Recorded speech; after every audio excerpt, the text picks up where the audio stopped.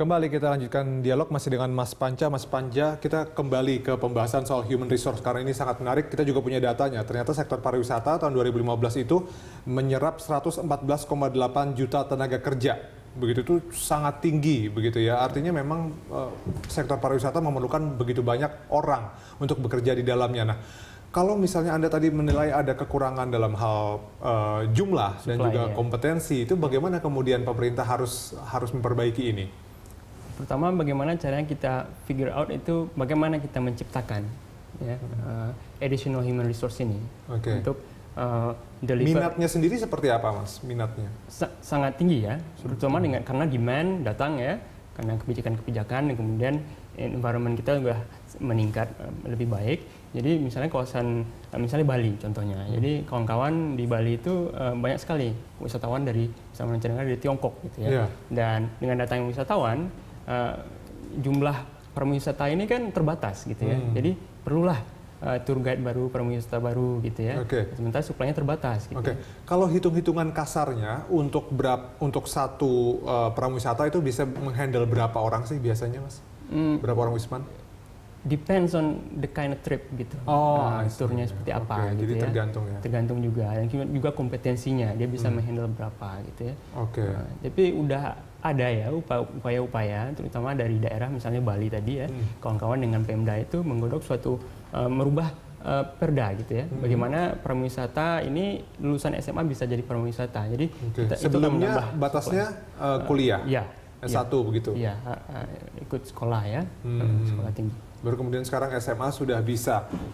Kalau misalnya nanti gitu ya sudah tercapai, karena kita tahun 2019 ditargetkan lebih banyak kunjungan wisatawan mancanegara, ada 20 juta, tentu saja akan butuh lebih banyak lagi, pariwisata yang bekerja. Tidak hanya pariwisata sebetulnya, tapi banyak juga yang lain ya. Bidang-bidang lain yang kemudian bekerja di perhotelan dan sebagainya. Itu bagaimana kemudian bicara soal kompetensinya? Kalau misalnya sudah dipenuhi dari sisi kebutuhannya, kuantitasnya, kualitasnya bagaimana? Nah, itu tantangan tersendiri karena supply itu tidak menggaransi bahwa yang disuplai itu kualitasnya bagus gitu ya.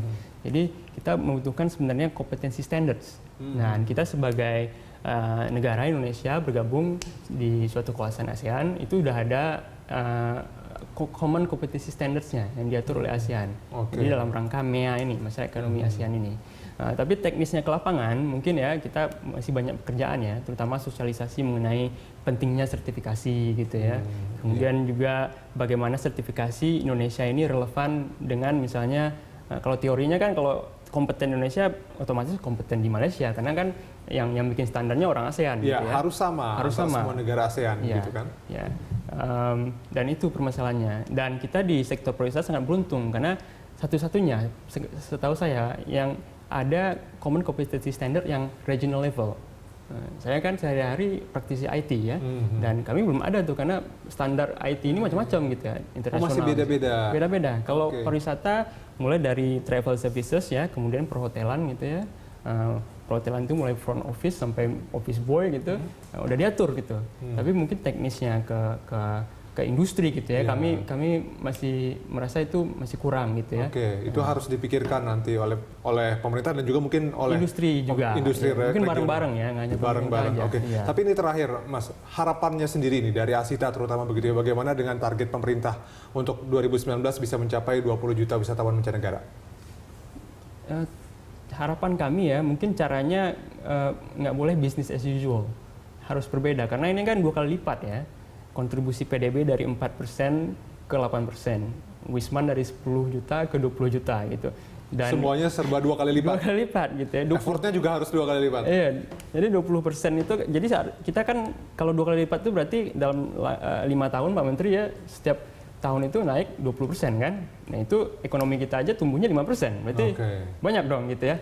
Nah kita harus nggak usual, contohnya misalnya sekarang kita kan ada perubahan perilaku konsumen dari offline ke online. Nah, itu harus dikejar tuh. Berarti jadi IT itu harus kuat. Harus kuat.